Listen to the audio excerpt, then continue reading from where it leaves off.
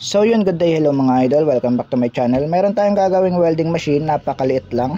Ang kanyang brand ay Makita na 250 ampere. Yan. Ang sabi sa atin ng customer, binuksan niya na daw to pero wala daw siya nakitang sunog. Ang problema daw na to, ayaw niya mag-on pero yung pan pumipitik-pitik lang. So try natin mga idol, saksak natin. Then on natin. Ayan, pumipitik-pitik lang yung pan. Ayan. Mukhang nagpa-fluctuate yung supply. At ayaw mag-on. So may idea na agad tayo kung saan yung problema niya, no? Kasi kung mapapansin niyo yung pan, pumipitik-pitik. Pero walang display or LCD dito na nakikita. So malamang supply to ng control or pan, yung 24 volts na supply. So buksan natin. Check din natin kung may output, no, para makita nyo mamaya kung anong pinagkaiba. Lagay natin sa DC yung ating tester. Saksak ko ulit, naka-on na pala. Yan, wala siyang output, 0.03. Walang DC na nasusukat dito sa output, no. Hindi talaga makaka-welding yan. Wala talaga siyang power. Buksan natin mga idol.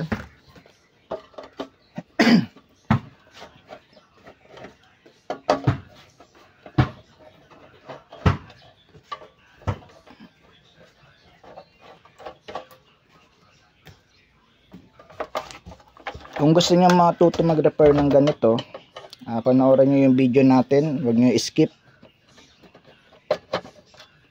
Pero hindi lahat ng pagkakataon ito yung sira, no. Kumbaga sa case lang na to, may chance na ito rin yung sira ng welding nyo. Kaya panoorin nyo, at least mabibigyan kayo ng idea mga idol. So binuksan daw to ng customer, na kuryente siya dito sa main filter capacitor.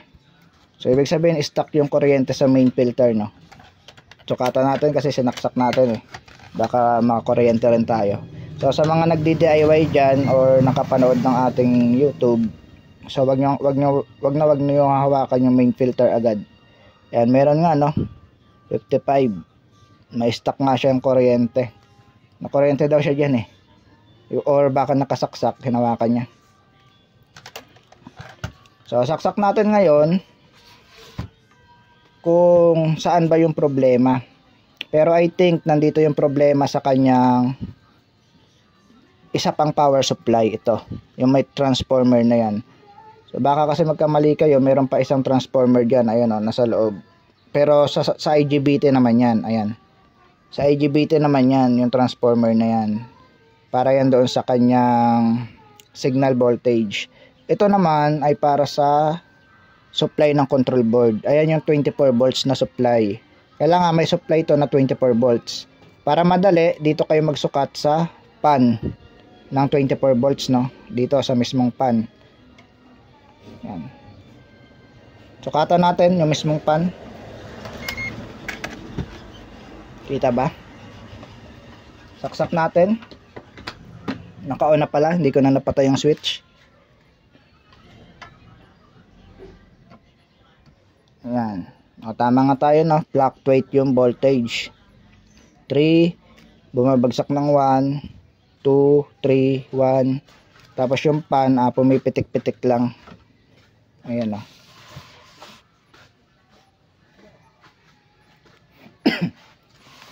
Ngayon, punta tayo sa primary. Tignan natin yung primary niya. Kung, dito muna tayo sa main supply natin, no, yung malaking main filter capacitor. Kung nagpa-fluctuate, so hindi naman nagpa-fluctuate dito, ibig sabihin good. So kahit ilan lang dyan sukatan nyo, nakaparallel lang yan, ayan, no. Kahit dito sa baba or sa taas, kung tatlo ang capacitor, nakaparallel lang yung tatlo na yon. Kung apat, nakaparallel lang yan. So dito dalawa lang yung capacitor na ginamit, no. 329, hindi naman nagpa-fluctuate. So punta tayo sa primary ng isa pang supply, sa 24 volts na supply. Kasi nagpa-fluctuate yung 24 volts. So dito tayo sa may kanyang BCC. Ito, yung capacitor na to, yung maliit. Pasensya na at naubo tayo kasi. Ito. Yung maliit na yan. Ayan yung kanyang regulator. So, sukatan natin yan kung meron ba tayong masusukat na supply yan. Or baka nagpa-fluctuate din, no? Ito siya. Sa likod. So, fluctuate din. Dikit natin maigi kasi may coating itong welding. So, fluctuate din. Baligtad lang yung tester natin. Pero, 14, 12, 16, 10. Yan. Kita nyo yung tester. Nagbabago-bago rin, no? Sukatan natin yung 24 volts ulit dito, no? Ito yung capacitor, eh. Tapos may isa pa dito. Kung meron bang 24 volts na masusukat. Ito yung sa pan. Ayan, oh. Wala, oh. Sa kabila.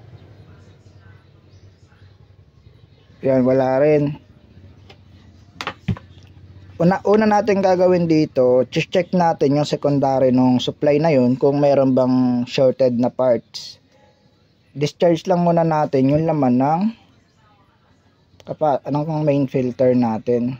Yan, meron pang 200 plus.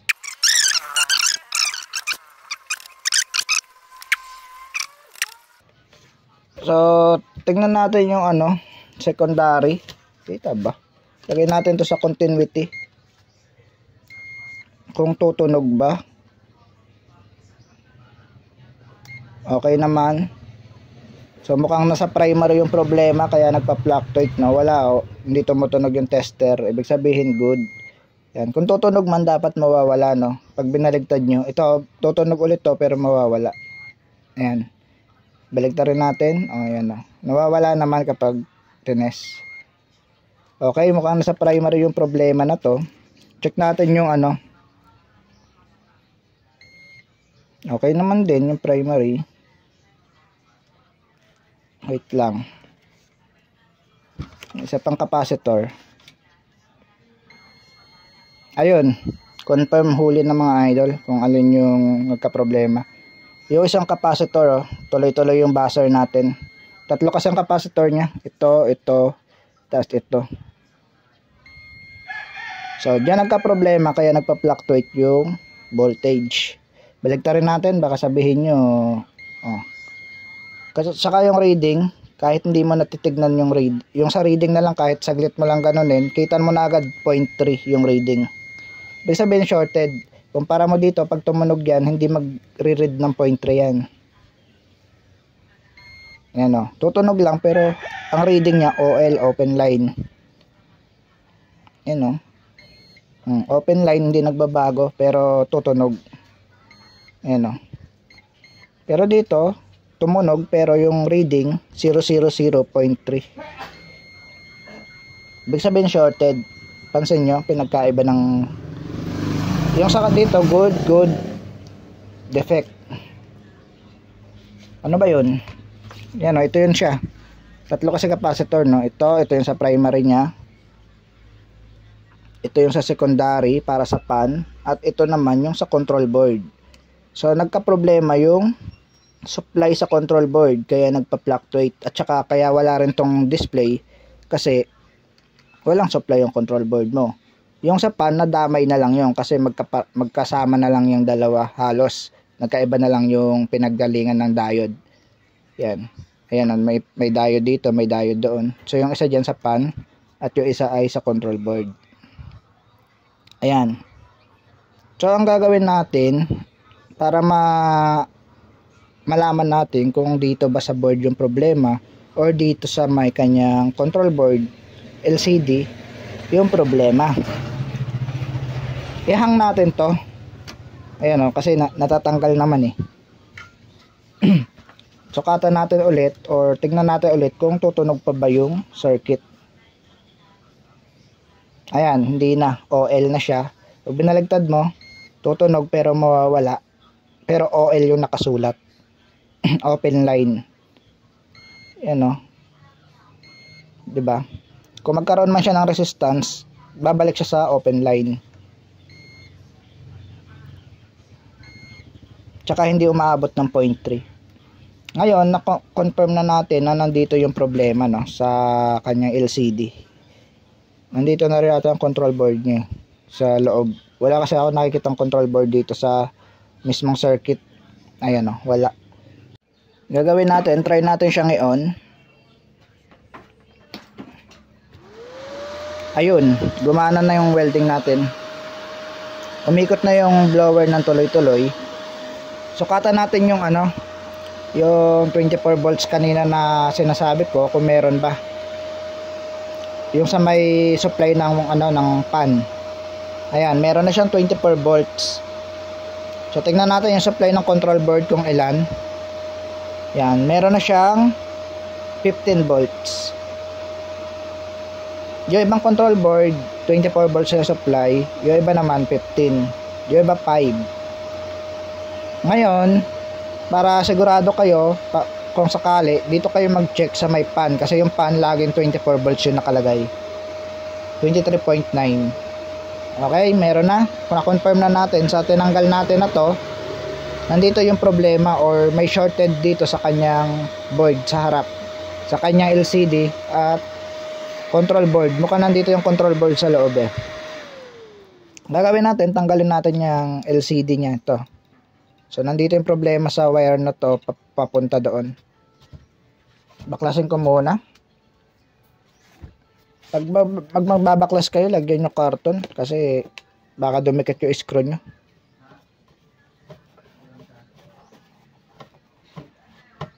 May stock pa kasi yung kuryente mga idol.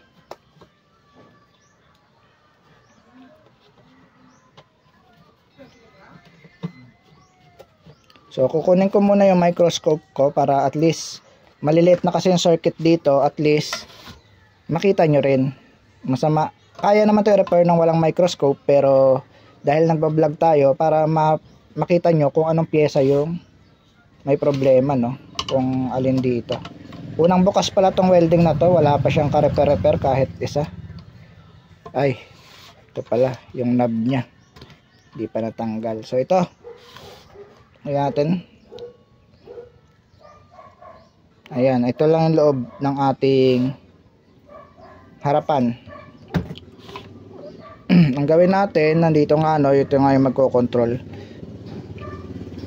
So kunin ko muna yung yung microscope natin. Cut ko muna yung video. Okay. Yan, masasamahan nyo na ako dito sa pagre-repair dahil nakikita nyo yung pyesa natin.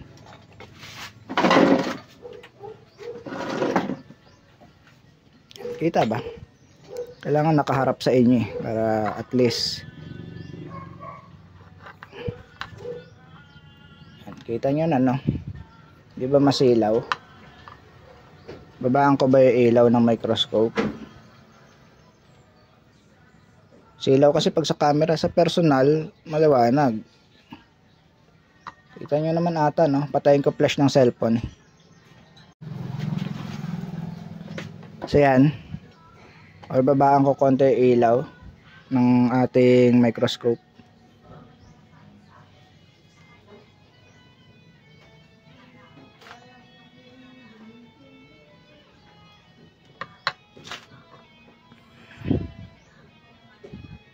Diliman natin konti. Yan, silaw pa rin ba? Silaw kasi, no? Mas maganda sa maliwanag eh. Sa akin naman kasi didilim. So yan na, okay na yan siguro mga idol. Yan, pag ganyan. Yan, kita nyo na, no? So wait lang, may customer.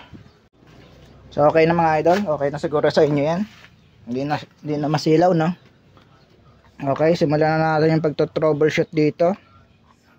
So yung supply na yon, kung i-connect mo siya dito sa welding, dito siya. So dito siya, yung pinakadulong wire. Ayan, yung pinakadulo dito. So ito, itong wire na to, kung susundan mo siya, ito siya. So dito tayo sa microscope, ito siya. Ayan, itong wire na to. Yan, yung puti na yan. Ngayon, yung pinakadulo ito. Kung susundan mo yung line or circuit, dito siya papunta. Hindi ko lang alam kung lumiko pa ganun, no, or pataas.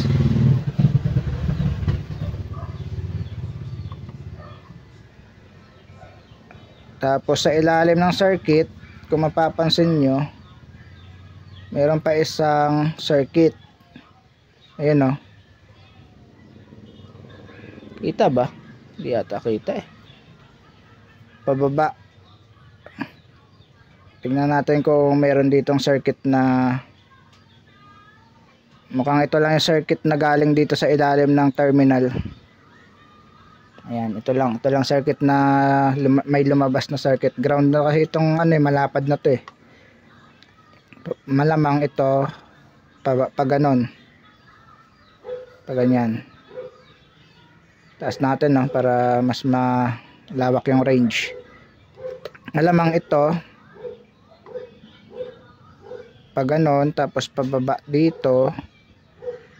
Ito. Nakakonect siya sa regulator na 1117 3.3. Yan, sa paa na yan. Gawin natin. First step, check natin yung mga capacitor na pinagkonekan, no. Baka isa doon shorted.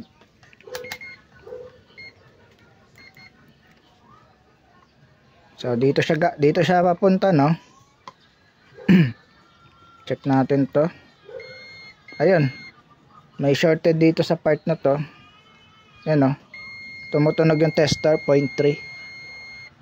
Then dito sa kabila, tingnan natin. Ito. Pag ganun siya, may capacitor din dito. Ayun, shorted rin yung capacitor dito.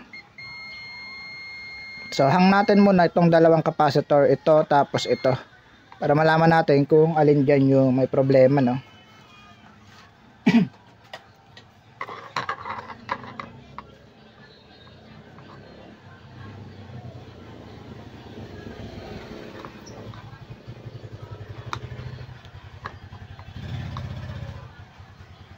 Nakahang na, may customer. So okay, balik tayo dito mga idol. May customer kasi. Yan, nahang na natin yung isang capacitor, itong nasa regulator na 3.3. Check natin ulit kung magbabuzzer ba yung tester natin dito. Ayun, nawala. Confirm na yung isang capacitor na tinanggal natin, ayun yung may problema. Ayan, no, wala, no, hindi na tumunog yung tester. Ayos yung tester natin, no. So naririnig nyo ba? Tumutunog yung tester, pero pag nilapat ko dito, wala. So natsambahan agad natin yung capacitor na may problema. Wala, no, hindi na tumunog yung sa taas. Ibig sabihin, itong capacitor na to ay ayos. Kung mapapansin nyo, unang bukas tong ano na to, wala pang hinang or ano, tayo pa lang unang gumawa. So natsambahan agad natin yung isang capacitor na to ang sira. Ayan, natanggal ng isang paa, tinanggal natin. Check natin kung ito nga ba talaga yung dahilan, no. Ito, lagay lang natin tong tester dito sa, ayan, nandito. Then check natin yung mismong paa. Ayun, sira yung isang capacitor. Okay, tanggalin na natin to. Tanggal na rin siya eh. Yan. Yan, oh, tumutunog yung tester natin, 0.3 ang reading. Kita ba yung reading? So ito yung dahilan kaya walang power. Maganda siguro kung ibababa ko, no. Yan. Kita nyo na. Yan, 0.3. Sira yung capacitor na to. Ngayon, nahanapan natin yan ng capacitor. Lalagyan natin ng capacitor yan dyan. So, kuha na lang tayo sa mga board ng TV. Marami naman yan. So, ito mga idol, dito tayo kukuha. So mas maganda kung kukuha kayo doon sa sa 12 volt supply. Dito na tayo sa taas kukuha, no, para 12 volt supply tayo. Para matibay. Kasi 15 volts yung niyan yung supply ng pumapasok doon. Ito na lang to. At least ito malapit-lapit sa katotohanan.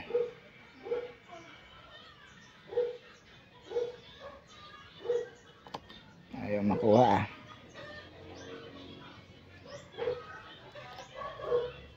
Yan natin LED.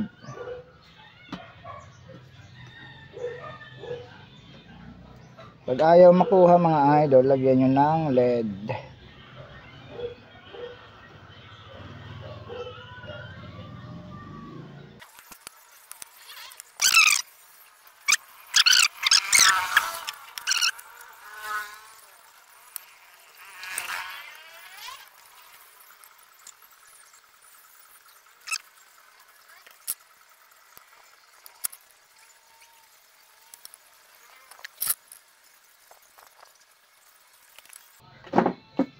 Check natin kung may shorted pa rin. Yan, wala na.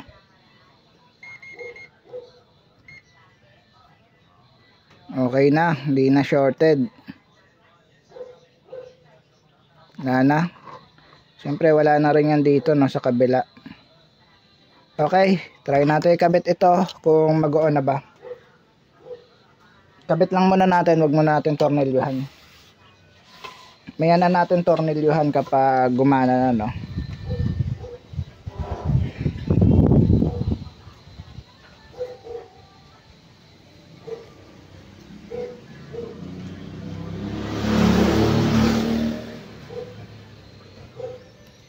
Okay.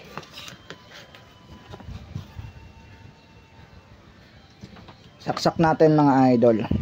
Naka-on na yung switch. Ayun.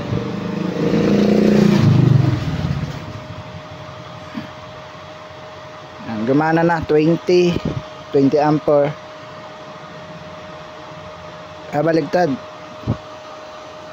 Baligtad pala yung natin, 32, 47. Baligtad yung ating doon 020. Baligtad yung display. Okay na, Kumana na. Check natin kung may output na yung mismong harap.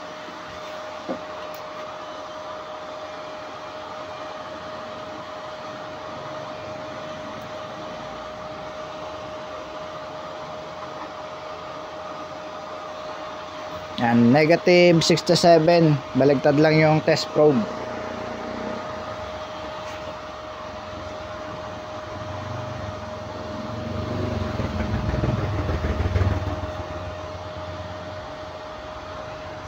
Yan, 67 volts. Meron na siyang 67 volts. Bumibitaw lang yung test probe. Mamaya susukatan natin. Kabit ko muna.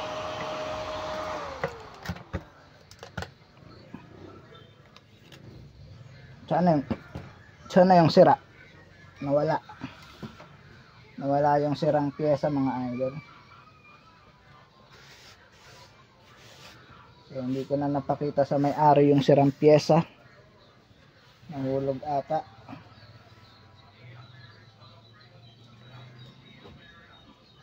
Kakabit na lang to. Hindi ko napapakita yung pagkabit. Cut ko na yung video. Ito na mga idol, nasara na natin. Saksak natin ulit. Yan, naka-on na siya. May power na, Ayun lang sira, napakaliit lang. Pero wala na siyang power.